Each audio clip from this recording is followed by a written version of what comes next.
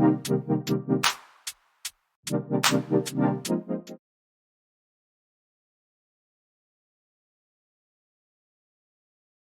going on, everybody, and welcome to the Other Side of the Firewall podcast. We talk the latest and greatest of cybersecurity news, as well as we highlight those movers and shakers and glass ceiling breakers, those people of color who've made it to the other side of the proverbial firewall. My name is Ryan Williams, and as always, I'm joined by Shannon Tynes. What's up? What's up? What's going on? So welcome to, this will probably be episode 6 of season 4, so I think I'm still, it doesn't matter. It's like, whose line is anyway? Like, the points don't matter. Another amazing week of the podcast, so thank you for tuning in. You can catch us on Mondays. We have one show that goes out on all the podcast platforms of your choice, as well as on Tuesdays. We're on 99.1 FM in the Atlanta metro area at 5 p.m. Also, we simulcast on the TuneIn app. And then throughout the month, we're on Channel 10 in the DC Fairfax public access. So you can find us in multiple places. And then everything is anchored at ramcyber.io, where you can find the services that RAM provide, the podcast, as well as the book, The Other Side of the Firewall, or you can go to theothersideofthefirewall.com. But with all that out of the way, Shannon, I give it to you. All right, everybody. So this article is from cybersecuritydive.com, written by David Jones, and the title is Federal State Officials Investigating Ransomware Attack Targeting Nevada, right? So this happened last Sunday, so about a week ago, and it disrupted some key services across the state, led to the theft of some data. But here's the thing, this is Nevada, right? So I can guarantee you these casinos are about to get together and be like, hey, let's make this happen to where we're not affected too much. We got some money to give, you know what I mean? But I say that in jest, but it's one of those things where if it's going to lead to a downturn in the casino business in Nevada, you better believe they're going to be helping. They're not just going to rely on the government services. But there was a cyber attack on multiple government services, right? To include the phone system, state agency websites, things of that nature. But the state of Nevada is not able to actually, as of right now, determine what information was taken. We never know how it's going to be used in the future, right? It's one of those things where they get the information and then it's like, okay, the second and third order effects are phishing and things of that nature where it always lives on, right? But CISA and the FBI are actually helping the Nevada officials respond to this, right? Which is a good thing, right? Like these are people that know what they're doing, that are there to help. They're not going out on their own and just trying to thumb their way through it in the dark. But they didn't identify the hackers behind the attack. Okay, so if they do know, they haven't made it aware yet. And like I said, they're keeping it kind of close hold to what's being taken. They don't really know what all's been taken, but I imagine when they get more confirmation on what was taken or who the actors were, it'll come out later, right? But yeah, the Nevada Office of Emergency Management is out there doing their part as well, right? So it's kind of weird because I know, like, even with them getting help from CISA and the FBI, I know those organizations have been facing some funding shortfalls recently, right? Like there was some stuff that's gone on to where it's like, hey, they may not have the resources that they used to, but they still are out there, doing what they can, right? So this is just a trend that's been ongoing, right? So we reported a few weeks ago about, what was it? It was in Minnesota, right? Yeah, Where the National Guard came in. Yeah, the Minnesota where the National Guard came into St. Paul, I think it was the city. I want to say Minneapolis because I always hear Minneapolis, St. Paul. I think it was St. Paul that got hit and the National Guard came in there, right? December. Rhode Island had an issue back in December where they were experiencing a major hack for their social services database. So these governments like this are soft targets, right? And we keep finding out after the fact, right? Which is when you never want to find out, right? Because hindsight is 2020.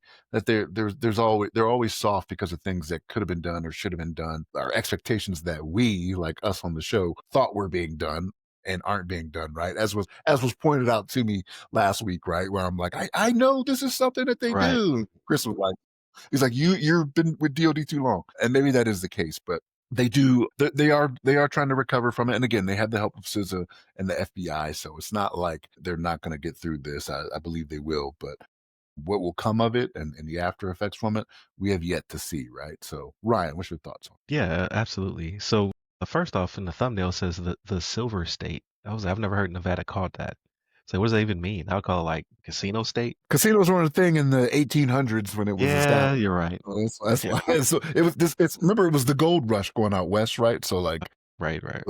So that's probably why it's the Silver State. I've heard it being close to Nevada. I've heard it, but I don't know. Maybe because a bunch of silver was found there. I don't know. I can't say. Maybe. Yeah, I don't know. I didn't look any further past that Yeah. before I started complaining.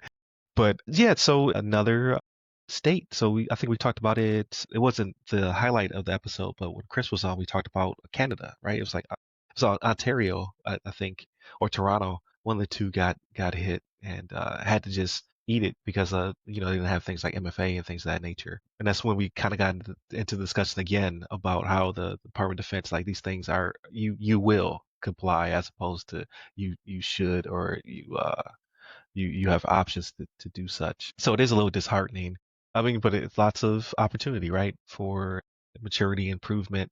It keeps us employed out here in the civilian sector, but it's also lots of like that's the same thing the bad guys are saying. It's lots of opportunity out here to make a quick buck. So after reading a little bit of this article, I got kind of frustrated, and I did type in. I was like, cybersecurity funding. I forget how I worded it, but it was like basically I was like, how are states and cities, protecting themselves? Because I would think that over time, right? Because again, Department of Defense, it's my first mindset, but you would think that there would be a blanket put over them, like, hey, listen, this is how we're going to do things. We're going to migrate you to the cloud. We're going to do FedRAMP type stuff, which there is state ramp and things of that nature. Texas is doing a big push for that because you have a little bit more rigor and say so when it comes to state and local government, right? Like it's not as wild, wild west as the private sector. Like there are some things that they have to comply with in order to keep the lights on and to protect the citizens. So when I typed it in, actual article popped up from August. So August 1st, and this one was pushed out by the CISA.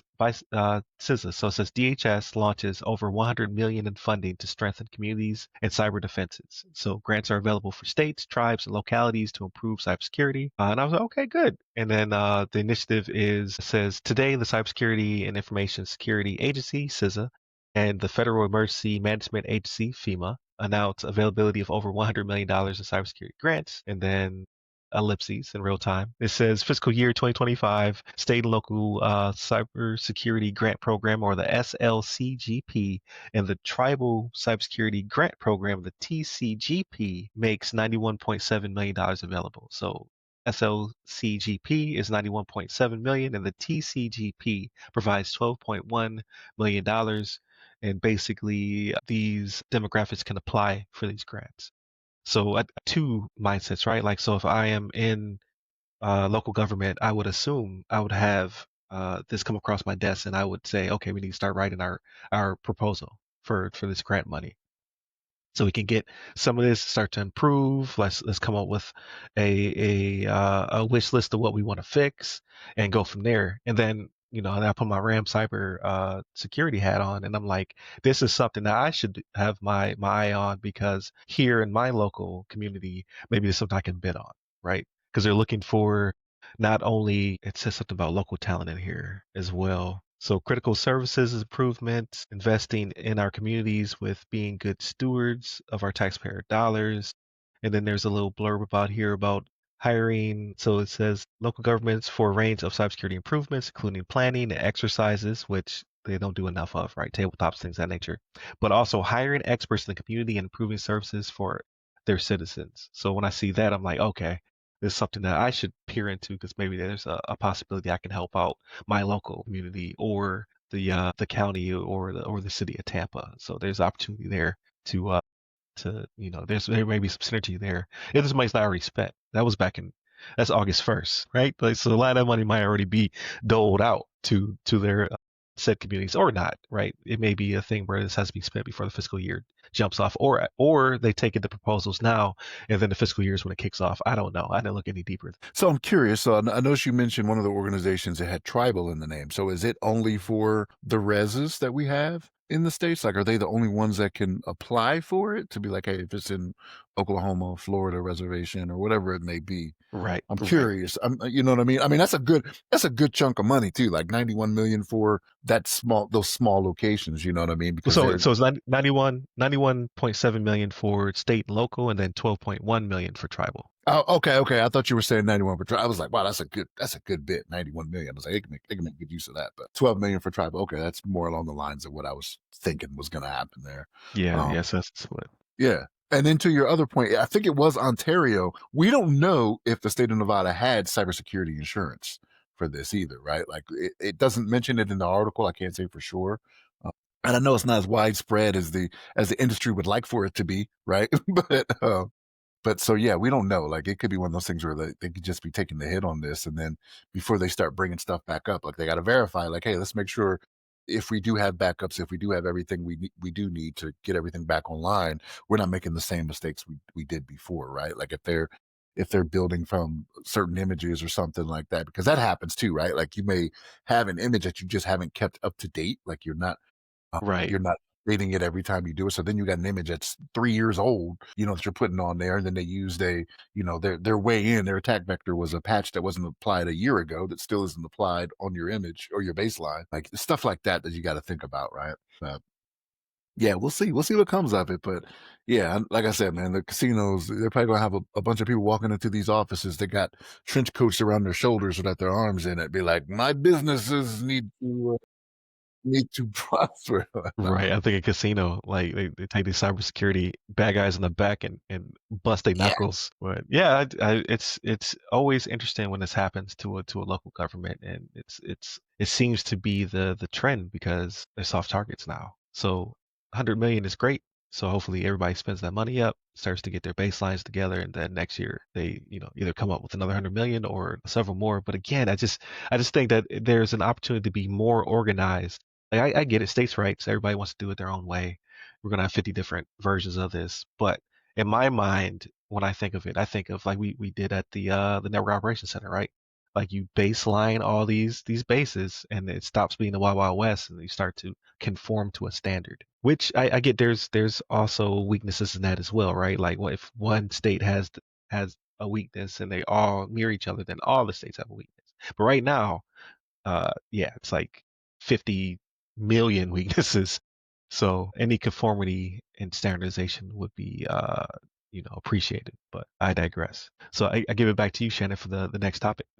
All right, everybody. So this article comes from thehackernews.com, and it's Can Your Security Stack see Chat GPT? Why Network Visibility Matters, right? So this does matter, right? So like we know AI is out there, generative AI is out there being used like gangbusters, right? And it is helping in a lot of things.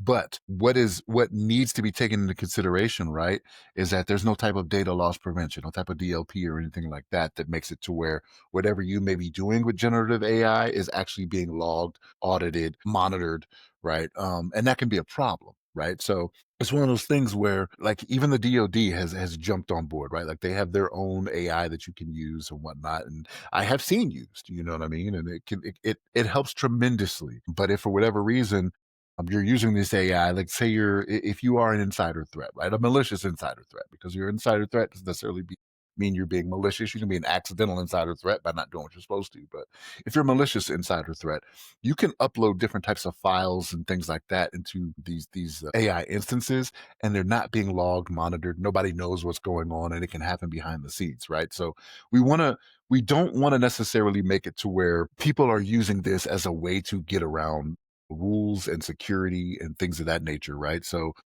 they talk more in this article about doing real-time notifications when certain things pop up. If you access a Gen AI endpoint, get alerts generated to you. Have a DLP policy, right? Data loss prevention policy, so that people aren't sneaking stuff out. You know what I mean? Which we have, at least in DoD, right? I'm not going to say it's something that's used across the board, but we have these different types of things, right? There's different considerations to make, right? So yeah, man, it's more along the lines of yes, AI, we know it's here, we know it's in use, but how are we going to make sure there is nothing going on that can lead to it being more nefarious than it needs to be, right? Or just if you're uploading something that may be risky, like if someone is uploading something that may be a virus or something like that, like it's not going through the checks and balances to make sure that gets caught and blocked. You know what I mean? Because that's what you have your host-based security systems and your network-based security systems. That's what they're there to do. But they talk about how you can kind of get around it a little bit. Not how you can get around it, but how it's not taken into consideration as much because everybody is getting on the AI bandwagon, right? And trying to use it to make things more efficient for them, right? So they talk in the article weighing options for what works best, right? doing real-time URL alerts, metadata only mode, file upload monitoring, like I was talking about, and just building overall comprehensive AI data protection is what they're talking about in here, right? So like the the technology to do it is out there, right? It's just a matter of what always comes into play when we talk about these articles, right? People not implementing those best practices, or maybe it could be a financial stray, right? It could be something to where financially, you have these companies are going to pay for these. They want you to pay for these services, right? So with AI being as new as it is, generative AI being as new as it is, they're gonna charge you a pretty penny more than likely, right? I haven't looked into it myself to see what it would be, but yeah, you got to use the network-based data loss prevention solutions that are out there, right? But Ryan, what's your thoughts on that? Yeah, I think this is very interesting and almost not quite, but almost old hat, as they would say, right? It's too late. Like if you have not come up with a strategy for AI within your business, your devs or your employees already implemented and using it incorrectly. It's just the way it is. Like everybody's just like, oh, it's available. It's like Google, so I'm gonna use it in the environment. You need to not be weary, right? Because people are like, oh, I'm scared. I'm going to take a year to implement this. No, you have to be quick, right? You just need to first figure out if they're using it in your environment and then block it. Block it immediately because it should be a whitelist thing, right? It should be after you've figured out what's our acceptable use policy. Where are we going to, like, depending upon our environment, if we're on-prem, hybrid, cloud, where are we going to store the data? Where are we going to do the processing, right? The AI and LM processing. And can we can we give this to somebody else, basically, to mitigate risk? Right? Is there an Azure solution, a GCP solution or other that we can implement and basically push this away? And then all we have to do is just worry about the rules and go forth and conquer. But regardless, it's something that everyone's going to be using, and whether it be just to tighten up emails, all the way to help you with code. If your business does anything to do with coding, prompting, scripting, any of those things, or it's in your environment to do such. So in some way, you're going to shape or form, you're going to be using this. So you can't just bury your head in the sand, but you also can't just let them go wild, wild west, because like you said, they're going to be exfiltrating data. They're going to be running malicious code. They're going to be doing a lot of stuff they shouldn't be doing, just because there's this. Everyone trusts Google, so now everybody's trusting, your Copilots, your notebook LMs, your ChatGPTs. So it's just about doing it smart and doing it quickly, and you could do both. You just have to do something. Like you can't just be paralyzed by this. So I'd say start with acceptable use policy, or start with a survey. Like honest conversation with your employees, your devs, whomever. Like, are you using this on our environment? Pull logs if you have a logging system, and then push out acceptable use policy and figure out how you're going to implement governance on top, because that's really what's going to come down to. Because I you just have to be very careful, because again, data is gold, and these people are playing with systems that can still be easily tampered with. You can still trick GPT to push out information that it should not, and a lot of instances, right? So just doing it smart. So I dis excuse me, I disagree. I'm not AI. I really am coughing in my hand. Right, right. But I disagree when you say it's too late, though. Yes, it's not optimal to try to do this after the fact, but I mean, try to bolt it on at the end, right? Which we always say do it in the beginning, right? Like this, the security needs to be implemented from the beginning Right. to make sure that it runs No, efficiently. no. So I mean, it's too late to say, like, to what am I trying to say? I'm trying to articulate this better. It's too late to start, like, oh, are we using this? Like, yes, you are. It's in your environment. Like those emails with all the dashes. Like it could be that this person went to their English major, or most unlikely they're using AI in some capacity. So it's already in your environment. It's too late. Like you have to do something. Okay. I thought you were saying it's too late to implement. I'm like, no. Let them No, bolt no, it. yeah, yeah. Yeah, my bad. But yeah, it's something that everyone is going to have to think about. Like there's no going back. It's like you say, there's no putting the genie back in the bottle. It is very helpful in pretty much all its capacities. It's not always, you always have to fact check. It's not always the smartest thing in the world. It will lie to you in order to not I want to say not let you down, even though it's not It's not thinking of that. Like it's just like it has a drive to give an answer, whether it has to make it up or not. So it's definitely we need to do more in its implementation. But the hard part is just moving so fast. So it's like the Nvidia CEO. He was like, we're cooked. We're too late to the game. We can't beat Nvidia. It wasn't Nvidia. It was IBM, wasn't it? IBM Intel. CEO. It was Intel. Oh, Yeah, Intel. yeah, Intel. yeah. That's And Intel right. was like, we're too late to the game because again, like it's the whole. In this case, people want to cut 10 times, measure once, and I get that. But their peers were not. Like it was reckless because there's some issues right now when it comes to people and their uses of GPT to replace friends and family for advice, right? Like you have people who are ending their lives, you have people who are having traumatic experiences because these things are now becoming their best friend, their boyfriend, their girlfriend, things of that nature. Which is weird, man. Like to me, I don't know, and maybe it is just because of the era we grew up in, and we did a lot more of going outside, playing with friends, having that social aspect of it. But it is less and less of that now with our children. You know what I mean? Like my wife, she's constantly trying to set up play dates, with our children. You know what I mean? And there's caution to be had doing that too, right? And I know this Mhm. isn't necessarily cyber. I'm sorry, I'm going a That's little off good. track, Yeah, but that's good.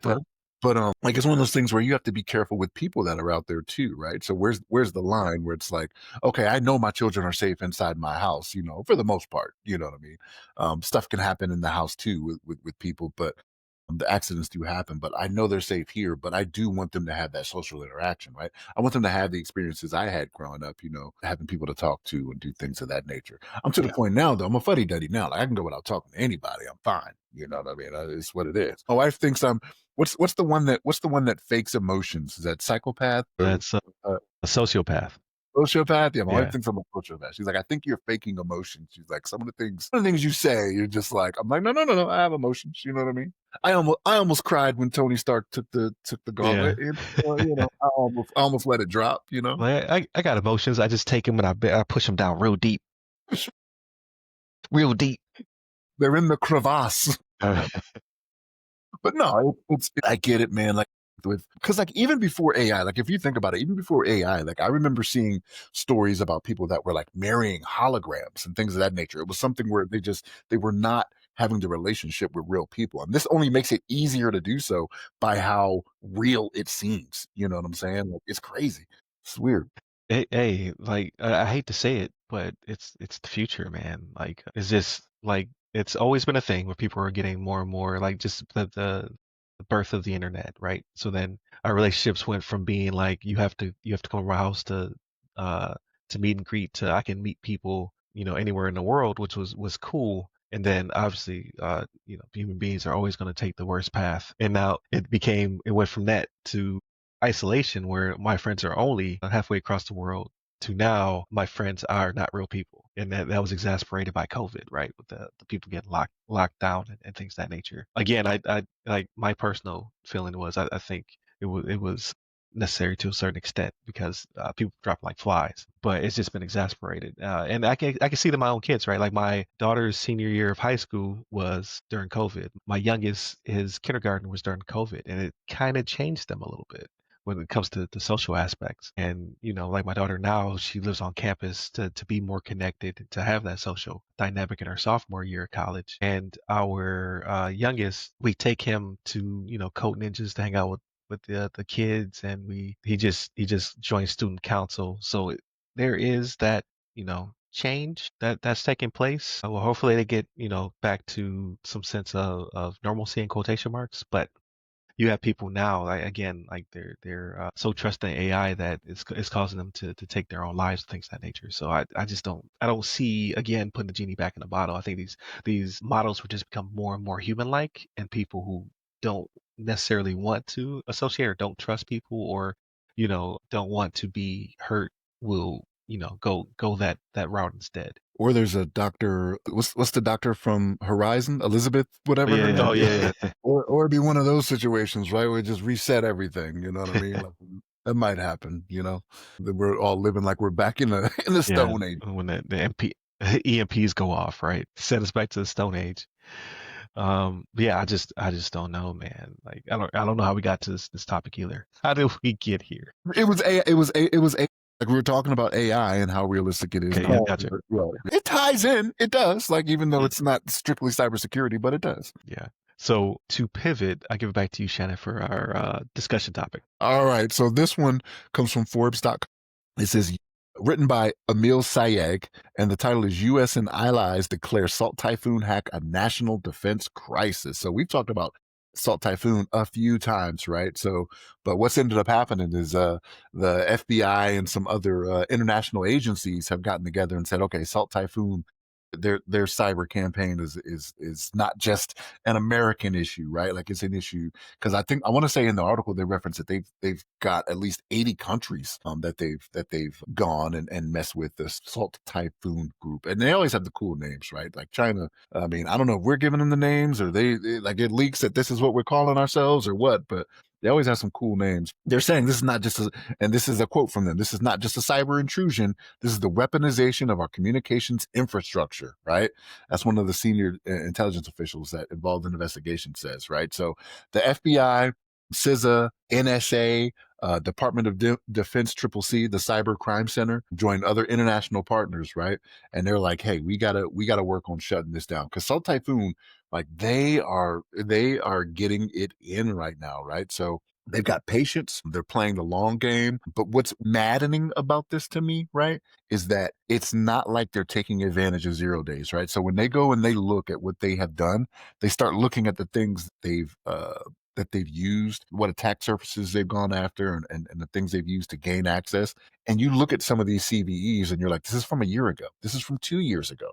So they're taking advantage of things that should have been patched. They're not doing anything really new or anything. Like they're using those as pivots. So they find, okay, you didn't do this. They and here's what was even more maddening to me is the investigators. They said they found no evidence of 0 day exploits, right? So like if it's a 0 day, I'm willing to be a little more forgiving about Right. that. But the fact that we just were not patching things that were known, had patches available, and this is how they got in, and they start pivoting, they start creating, admin accounts, start using TACACs, to get in and do what they need to do. Like this, it maddens me because it's one of those things where it's like you for everything that we manage out here that involves technology, I know it can be hard, it can be overwhelming at times, but you have to make sure security is paramount, right? And that's kind of what we say when we're the well, it's not kind of, it is what we say when we do this podcast is to be secure out there, pay attention, right? Don't fall for things that may not be legitimate, right? But this is like to have this global coalition, right,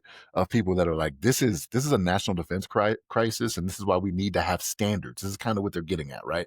We need to have international standards to prevent these things from happening, right? Because they're going around and they're doing things that are just, it's easy to fix some of the things that they did, right? Because like Salt Typhoon was going after, like some of your infrastructure devices, your routers, your switches, things of that nature, right? People not doing firmware updates, people not doing the updates to their routers, and then they sat like it's not like they did it for financial gain. They sat and they watched and they're collecting information, right? And we've talked about it on the show about the collection of data, how valuable that can be, right? It may be worth more than taking, hey, I want $5 million in Bitcoin, right? The amount of information you can get from it now can be utilized later on. That's the real currency here. But I'm in agreement that we should have some type of international standards, right? And there's things that shouldn't be done. Like I can almost guarantee that in some of these places they were doing things that just weren't monitored through the normal ways, right? Like you usually want all your traffic to go through some type of firewall, right? So it can be monitored, logged, you could see what's going on. I can almost guarantee you in some of these instances they were probably creating different GRE tunnels, IPsec tunnels, things of that nature that aren't necessarily monitored, right?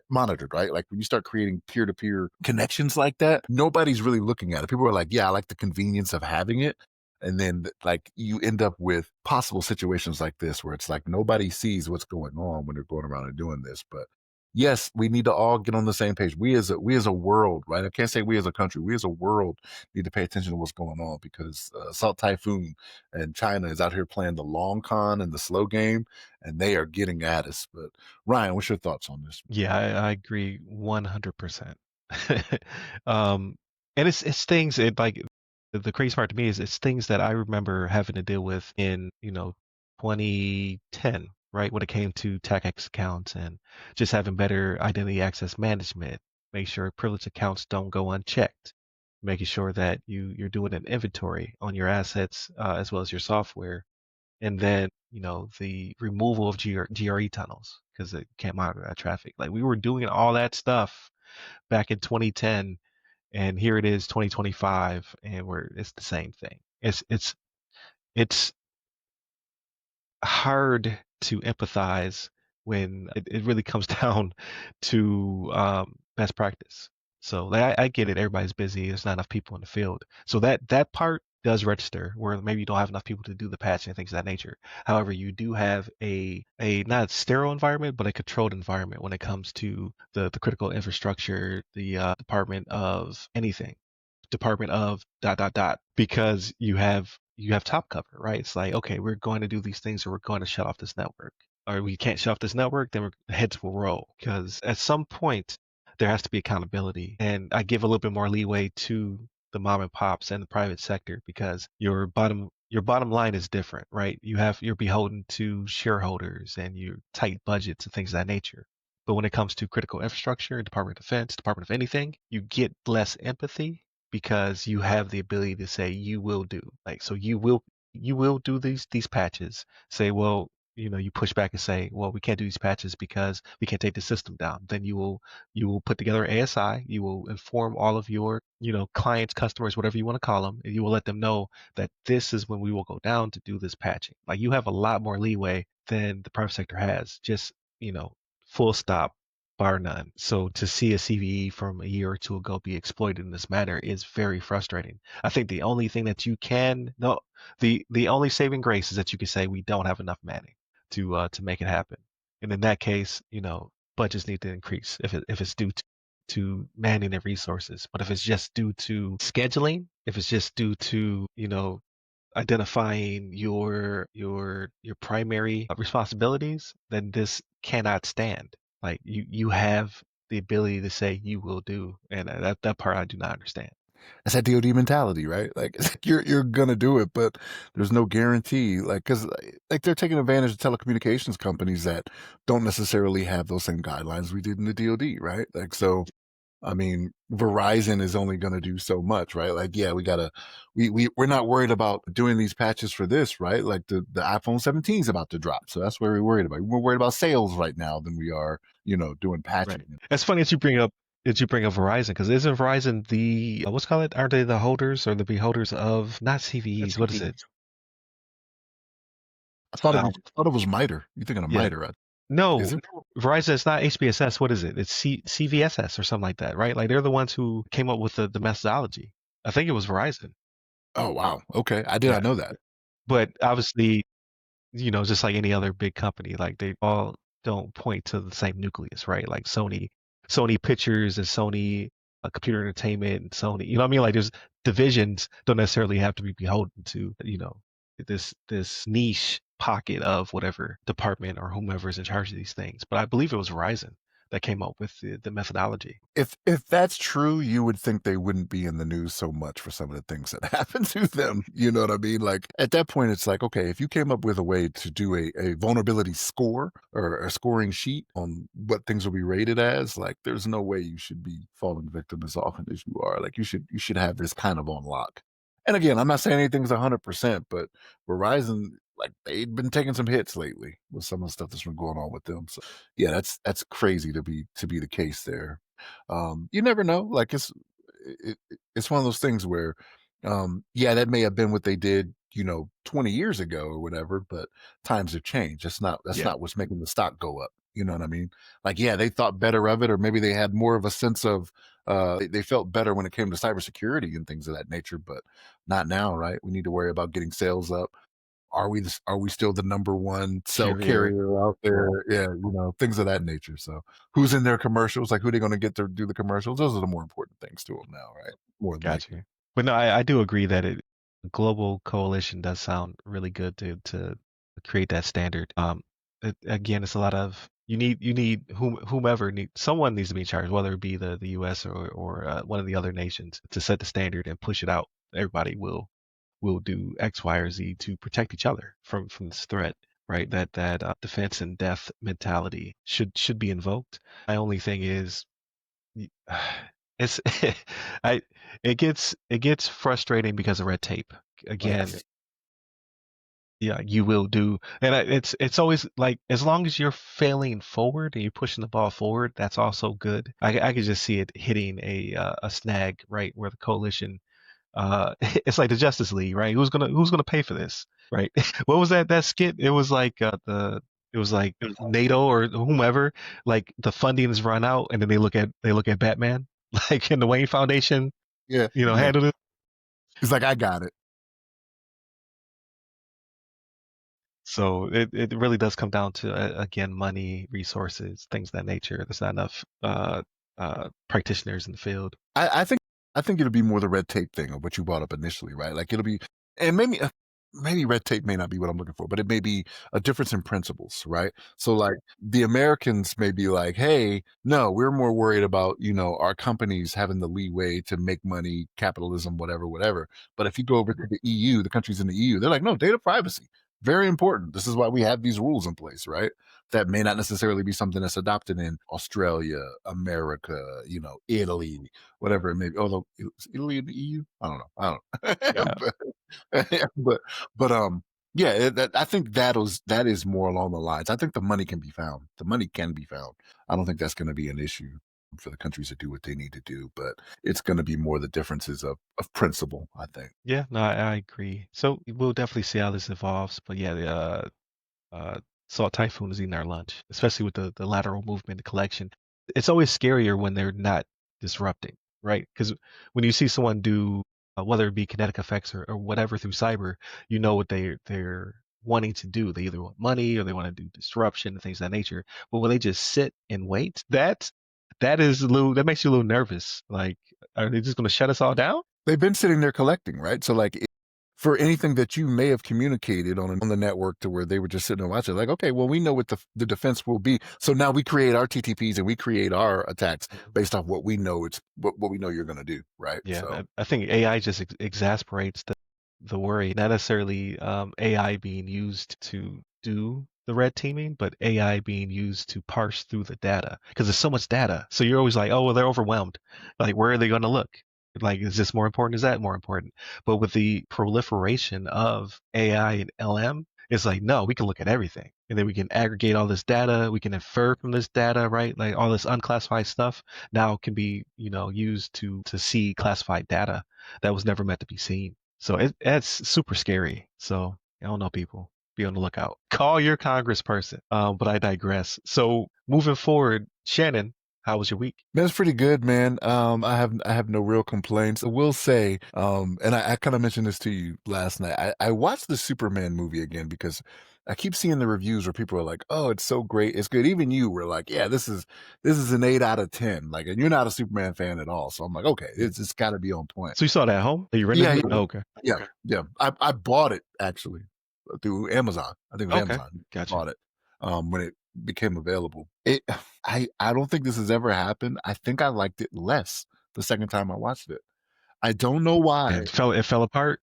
I I don't know why. Like I think I just paid more attention to certain things, and I'm like, I like that even less. Like, and I was talking to one of my coworkers, and he brought up something that I was like, yeah, they did kind of do that. Like the Kents, they made them out to be buffoons in this movie, man. Like it's like You felt that's that way? now It felt more like salt of the earth type no, people. no, they made them out to be really. No, Kevin Costner. Yeah, for sure, right? He They're was not one like of he looks like a regular dude that would be, on a farm and found a baby. but it's the stuff that it's the way they act and whatnot. Like so, like the scene because I just watched it, right? The scene where they're talking to him after he writes his article, you know what I mean? He gets on the front page. Like his mom is like over the table on the phone. The cell phone's on the table, and she's doing a speakerphone, and she's like talking into it, like looking like you know how they try to make people look dumb when they're just like screaming into a phone or Yeah, like I don't know we if they have make that them up look in that. dumb though. I've They seen some made of it. this. They kind of Make them made look them. personable.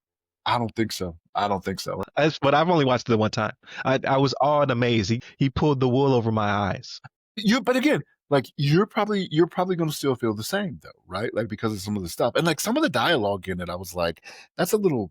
like I realize Gunn is a little hokey at times, but it seems like he is over explaining some things. Like if you have to over explain what is going on in some movies, it's like, is it really worth it? Why can't you get the point across differently?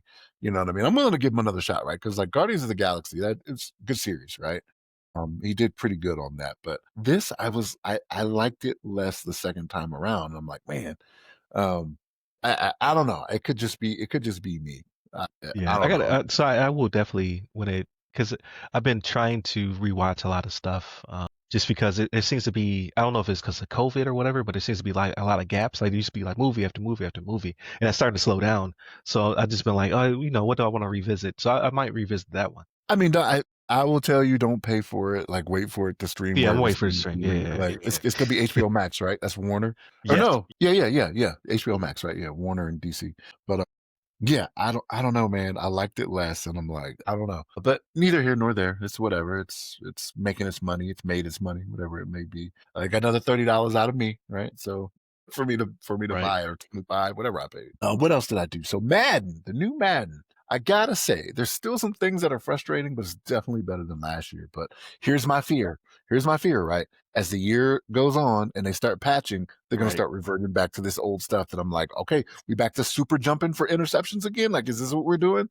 Like people not even turned around and then they turn around and super jump and catch an interception? Is this what I'm gonna start seeing? There are some things in it I'm just like some of the training camp games, I'm like, how is this supposed to work? Like I don't understand what we're trying to do here. And I'm reading the instructions. I know how it's supposed to do it, but one of the things I really like is like you can choose your celebrations now, and it's not just four. So I know you didn't play a lot of last year's game, but like whenever you scored, you would just do the right stick and you could just do like four different things, and it was kind of automatic on what it did. This one, it has a celebrations list, so like you can look at it. And it's like a fight list. Like if you do L2 right stick right, it's this Oh one. If you do wow. L2 right stick up, So it's it's like a this. mini game. Yeah. Yeah, it's crazy. So, like, if you look at the celebrations, like when you score, or if you do, let's see, first downs, there's less interceptions, there's less. Um, they don't let you do them on sacks either, though. Sacks, they just do whatever they're going to do. But like the touchdown celebrations, I do like that they have the selections that they do, and like they got some good stuff in there, man. Like you could do the gritty, like you dance and do the gritty, Right. do the audience salute. What's the other one? The headstand that Oh yeah, I was gonna St. say it's the Brown. headstand in there. Yeah. I'd want. There was a funny movie. I can't remember what it was, but they did the river dance after the touchdown. Like they were making fun of how uh, uh, NFL celebrations have gotten ridiculous. So when the dude scored, the whole team lined up on the end zone. They started doing the river dance together. Was that the replacements? It wasn't the replacements. I remember it being like in a movie, just randomly it popped up, and I was like, "This is hilarious." But that was like early 2000s. I want that. I'll pay for Yeah. that DLC. Like some stuff you can do with teammates though. Like the celebrations will have teammates with them. Like almost every sack, it's almost your teammates will come up and they'll do the Fresh Prince dance with Okay, yeah. Tonto. Tonto, jump on it. Like they'll do that. Yeah, but it's pretty cool in that aspect. Again, not as bad as it has been, but I'm waiting for these patches to start because like they've already had a title update where they've changed some things, right? Because they never release a full game when it's release time. It's just how it happens, how it goes. I give them a little bit of leeway because they literally come out every year, so they only get like 9 months development. That It's a that very game tight schedule. that game is ready before it is released to the public. Like it's already been sitting there. They haven't done anything for at least I'm gonna say at least a month, 30 days ahead of time. They haven't done anything, right? Because they're out here releasing it to people to like give like early. Yeah, the I've early noticed access. Yeah, they have early access for people that are like even just like YouTubers, you know what I mean? That'll be like on YouTube that go through the game like every year. Like sometimes they'll be like, "Hey, got an advanced copy from EA, and this is what I saw." Blah blah blah. And I'm like, "Dang, okay." So the game is done at that point, man. And I'm like, if you have a team devoted to this, like if I look through your credits and I see a million names on there, you're telling me you can't get some of this stuff done? they're already working on the next one. They're already working on 27. That's what I'm saying. That's what I'm saying, man. Like it's just crazy to me. But So would you be okay with the new Madden? Like every year you get a roster update, right? You get like a new title screen. It'll say like next year it'll say Madden 27, and it'll be something that ridiculous to happen this season, right? Like with the reverse hurdle, but it's really just a roster. they did that in last year's game. So when Saquon did that, Yeah. Oh, they put it in. They patched it in two there. weeks later, they put it in the game where you That's could do it. awesome. conditions had to be met. Like the defender had to be coming at a 45-degree angle. You had to do the spin first, and then you could jump and hurdle backward. Okay. It was in the game, but they had specific conditions. So like they get on it when they want to get on it, which is why the whole like it's not ready when a year comes. I was like, you did that in 2 weeks. Like, what are you talking about here? You know what I mean? But say what you're gonna say. I'm sorry, Yeah, man. but no, would you be comfortable with? Because like my whole thing is I want the next jump. Like I remember playing Madden '97 over my friend James' house, and I remember when the PS2 came out. What was that like? '01, '03? I can't remember the specific year, but there was a jump. And then you look back now, you're just like, oh, they look like lifeless mannequins. But there was a significant jump between the Mads. That has not happened again in 20 years. So if you wanted to jump, they would have to take a break to build new systems and things of that nature. It would disrupt the cadence, but they could just do a roster update. Would you be comfortable with roster updates to get bigger improvements? Because I'm tired of what Madden looks like. I'm just like, this looks like the same game for 20 years ago. If I'm being honest, I don't know how much better they can make it happen, right? So if you think about what is going on in that game, there are 22 different actions that are happening at the same time, right? Yeah. Like, and I get you have games, and usually it's the PC games where you have a lot of stuff going on all at Yeah, I was gonna once. say like Space Marines. You got like 100 things on the screen. I get it, but they're not doing things that are based off interaction on what is happening with collision between, two different things, right? So like I realize there's a lot going on with 22 people all taking different motions, right? Like based off coverages, interactions. If you touch something, like then it has to take ratings into consideration on whether or not you're going to get blown up and leveled Hmm. when that offensive line with you. There's a lot that goes into it. I get it. The look of it, it looks beautiful. I'm not gonna lie and say it doesn't look beautiful. Does Like that, it? Ryan, I'm telling you, I'm not impressed. really? I'm not Really? impressed. Man, I think they could do so much better. I've seen. There was one that they were doing models for, but the problem is that EA owns the license. So if you make a football game, no matter how gorgeous it is, it's gonna have like made up people, right? And made up teams. Nobody wants that. They want the real teams. They want the real people. I've seen better, and I know a rival could make a better game. I think it would breed You just competition. don't think it would have that. Like they've I don't perfected the I feel, don't is what you think? I don't think they'll have the jump that you want. I don't think they'll have the jump that you want that you're expecting to see. I want to see reflections on and it's there if you They zoom in or whatever. will. But I want it in real time. Like the games look amazing now. I just don't think Madden is up to snuff. Madden looks kind of muddy. It's kind of like they smeared Vaseline on the screen, right? Like What? it doesn't look like I believe it should look. Like 2K. Like look at NBA 2K. It's not as big people on the screen. I get that, but that game is gorgeous. I don't feel Madden feels or looks the same. I don't know. I think you need to look at some videos, man. And here's the thing. There's also a setting you can change what it prioritizes, right? Like whether it be the refresh rate, Okay. whether it be the quality of the images or the actual performance in the game. Like, do you want it to not have any skill? Like, performance will be the number one. Is the refresh rate the number one? Like, you have the 3 different settings or whatever it is. But anyway, that's what I've been doing is putting in some Madden time this week, man. What about you? What's going on with you? You kind of made me want to play Madden now, but I've been terrible at Madden. I can get down with the 2K, but even that's frustrating, right? Like these games have become so uh realistic, and I don't play games for. I play games for the visual realism and fidelity. I don't play it for like because I could just go out and play basketball terribly myself.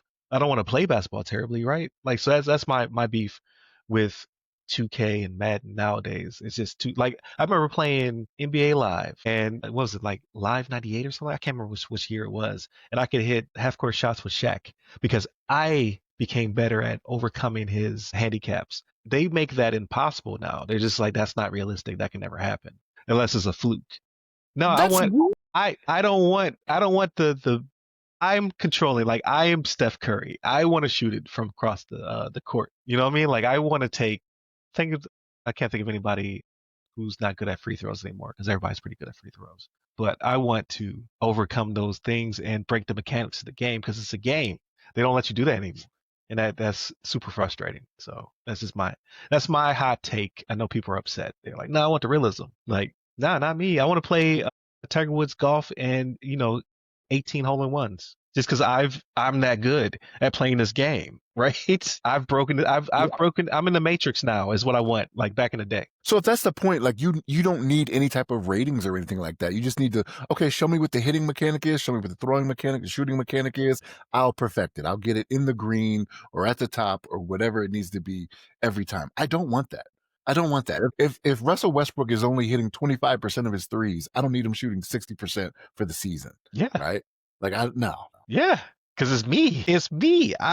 I'm so good at this, but I don't know. Like that was and you could tell by the games I play. I don't play anything that's ultra realistic, right? I play a lot of action and adventure and RPGs, right? I'm like watching numbers fly out of people's chests and shooting games and things of that nature, right? So and even shooting games are getting like hyper realistic.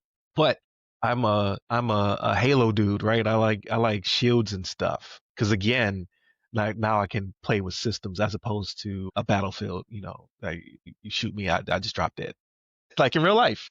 I play games to escape the real world. So I get that. But yeah, I don't know, man. Like EA can't hold to license forever. Even the MLB pushed back on Sony, and now MLB the Show is on every platform it can play on, right? So maybe in this case, one day the NFL will want more competition, and then we'll get a NFL 2K whatever, or we'll get some rogue company will come out and build something. But I guarantee it'll always be realistic. Like unless because people go to football and basketball for the realism. So I get that. I can respect it. But they don't even make blitz anymore. Games like that, right? Like they just gave up. But Bliss was not realistic. Like if you hit somebody and their pads come off, like come Yeah. on, man. They loved it. You keep beating them up in the end zone after the play is over. But yeah, this week, so still going through Final Fantasy 7. So I made it to the end where the game tells you in some kind of like this. I think they actually said the words like, "Hey, you might want to wrap up anything you want to do before moving forward." So I know I hit that gate. So I'm going back and I'm trying 100% all of the different areas, all the different zones, and it's fun. Like I'm frustrated on one area because I have a terrible sense of direction. I cannot find the path to get to what I want to get to because like the way they do the biomes is each time you go to a different region, the terrain changes, and then that in itself is a puzzle, right? Like how do I get to this ledge in this very hilly, rocky area, right? How do I, find that perfect path or what have you? So sometimes I get turned around and it makes me super mad. But it's a me thing, not a game thing. The game's still pristine. Like I'm really enjoying it. So I'm just trying to do that. I'm not necessarily going for the platinum trophy, but I wanted to get everything out of it because I won't be returning. It's too many games for me to jump onto. Backlog's too big. What else did I play? Anything else? Think so. I kind of want to play that Metal Gear Solid Delta.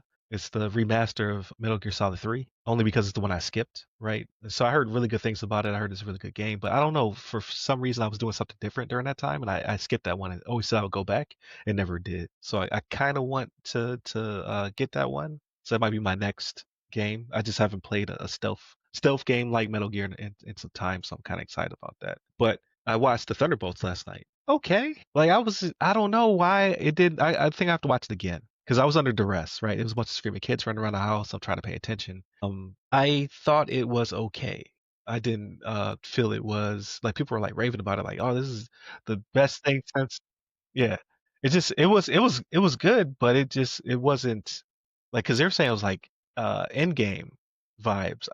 I mean, yeah, I kind of get it, like what they're saying because of the mechanic around the MacGuffin around this movie, but I didn't get the same vibes because there's build up to that, right? Like there's no build up to this. This is a assembly movie, so it's kind of like I feel like it's like the next one will be much better, right? Like this one is a B, the next one could be an A. But I don't know, what the hype is about. Like it's just a good movie, like not a exquisite masterpiece like Endgame was or something like that. So or And I actually thought Infinity War was better than yeah, I was Endgame. gonna say Infinity War was better than Endgame, but yeah, people were saying like it's gonna give you Endgame vibes. I didn't really get that, but yeah, so I watched that last night. I'll probably watch it again at some point.